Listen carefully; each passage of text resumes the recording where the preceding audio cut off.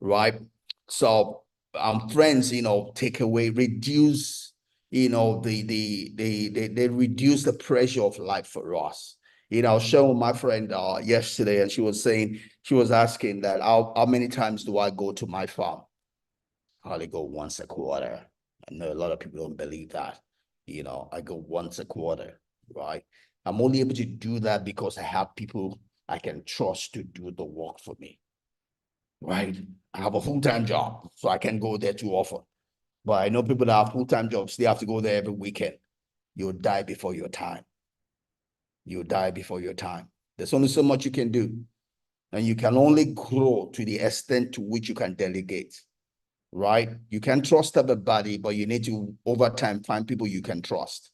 And you have to create systems also of that trust, right? So that you need to be able to relate in such a way you can find people, and you can do a turnover. If there's people, first people you have are not people you can trust, change them.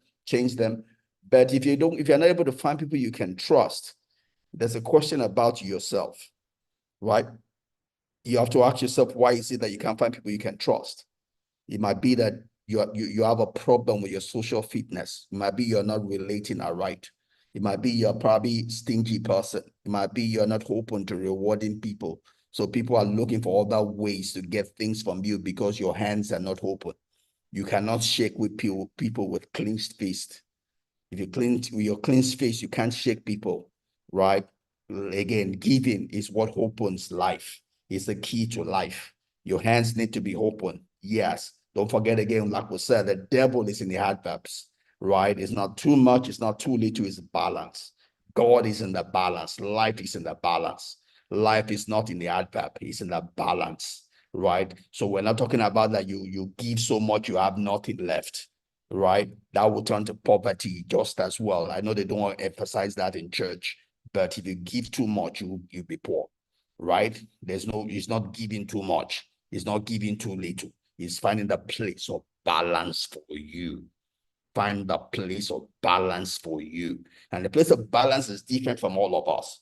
Yeah, you need to find out where is that place of balance for you, such that you are able to sustain your life. You don't give so much that you cannot sustain your life. You don't give so much that you cannot do the important things in your life. You must be balanced around the things you are committed to. You don't give to someone such that you can't pay your house rent. That's foolishness. Foolishness, right? You need to have a budget and budget around the things that are important in your life. Don't let any supposed man of God deceive you to giving all your money to him. Then you have hypertension. That's foolishness, right? You need to be balanced. Balanced. Again, the devil is in the adverb. God is in the balance. Yes. But you need to give. You need to have a way of relating with people such that you can trust them, they can trust you. You can trust them, they can trust you. If you don't have people you can trust in your life, the problem is not the people, the problem is you. Somehow you're not relating right? And you need people you can trust because you can't do everything on your own, right? That's important, right? So again, last week we looked at we looked at another benefit of friends. We said when going gets tough, even a tough benefit from having friends because they reduce your burden. It was great.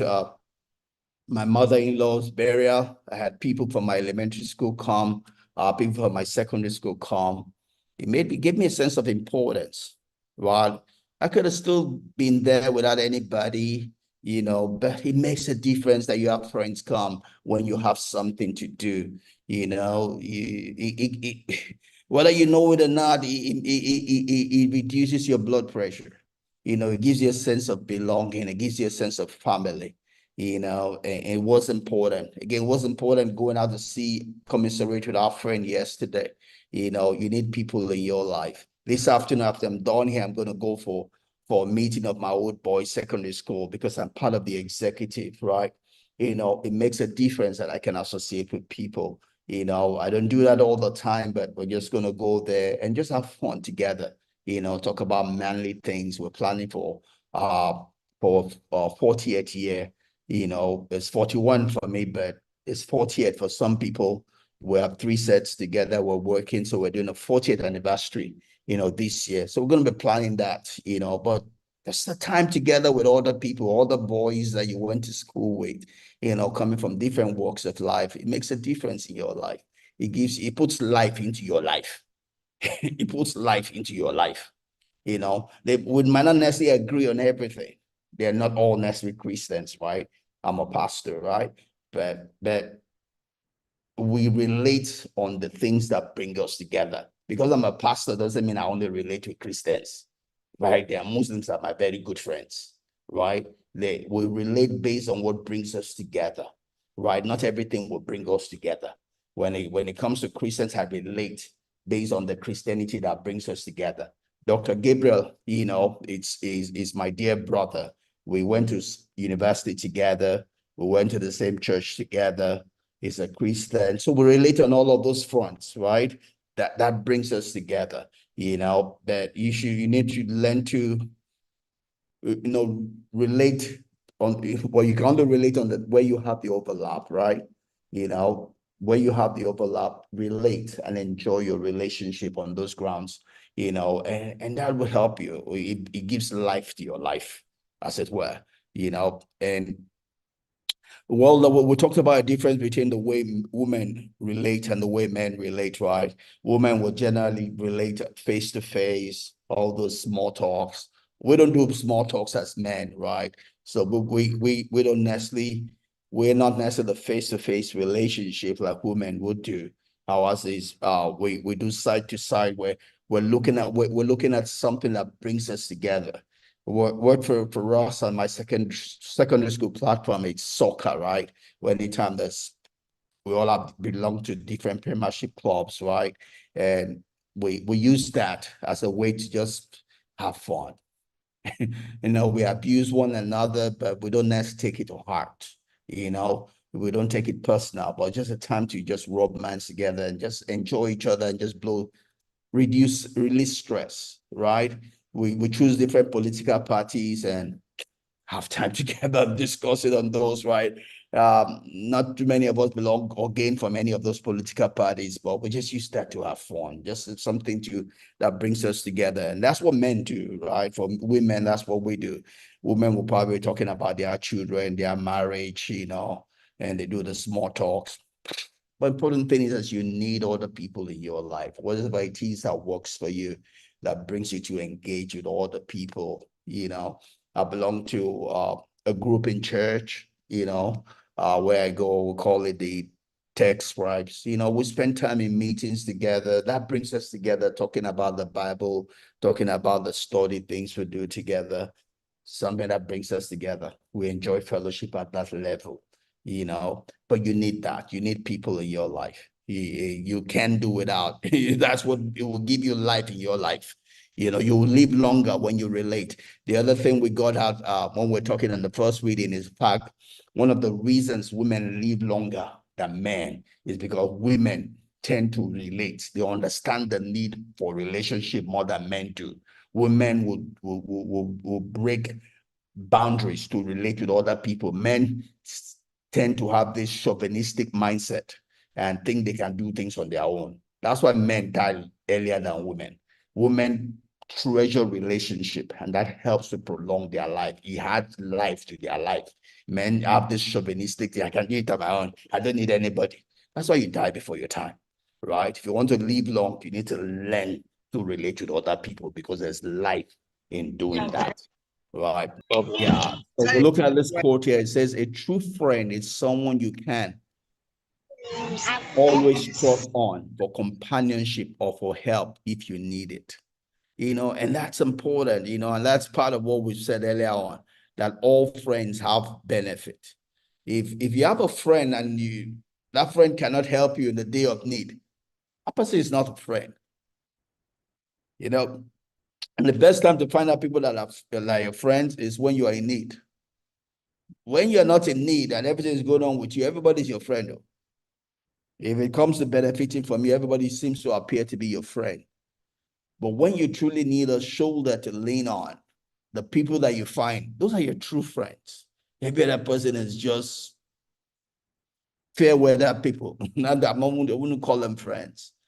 Because friendship is being able to lift one another up. It's helping one another, right? If there's anybody in your life that is not he's not giving adding anything to your life, person does not have to be rich, I mean, in monetary terms, right? Yeah, it's not only money that will benefit people by, my in-law has someone that, yeah, an handyman that works for them. He doesn't have money to contribute, but he knows things. Anything they want, he knows how to get it. That guy is rich. He doesn't necessarily have a big bank account, but he solves problems for them. They need a painter, he knows how to get a painter. They want to renovate this, he knows how to get it. They want to do that, he knows who does that. He knows that person is rich. He adds to their life, right? So a true friend is someone that makes a difference to your life, A relationship doesn't need to be one of our most frequent or intimate contacts to be valuable, right? It doesn't mean that because someone is a friend, you have to see the person every day, right? Probably my closest friend here, we rarely talk, but we each time we do talk, there's a cordiality, involved. I don't necessarily talk to Dr. Gabriel here too often, but we have a common respect for one another. We have a common belief, we have a commonality. And when each time we come on those commonality, we relate. We're able to share, encourage one another, build one another up, be a sounding board to one another, correct one another, and care for one another, and in any way we can help one another, we do help one another.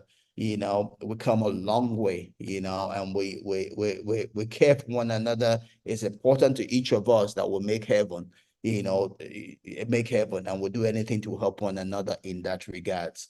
Even while we're here also, we would help one another any way we can. I have Toba here, met Toba here some few years ago, but we do the same thing, right? In whatever way we can do there to be a shoulder to lean on, but that's what friendship is about. It's not that you talk every day, but that you are there to help one another, there to relate to one another, have a sense of comrade, what they call that thing, camaraderie for one another, a sense of belonging to one another. That's important.